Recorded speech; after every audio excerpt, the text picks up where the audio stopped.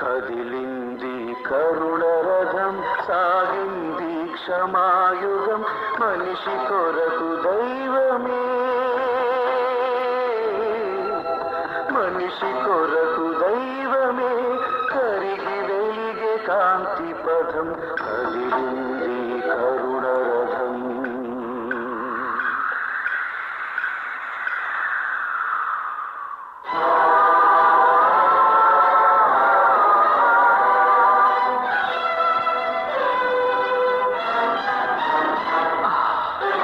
మనుషులు చేసిన పాపం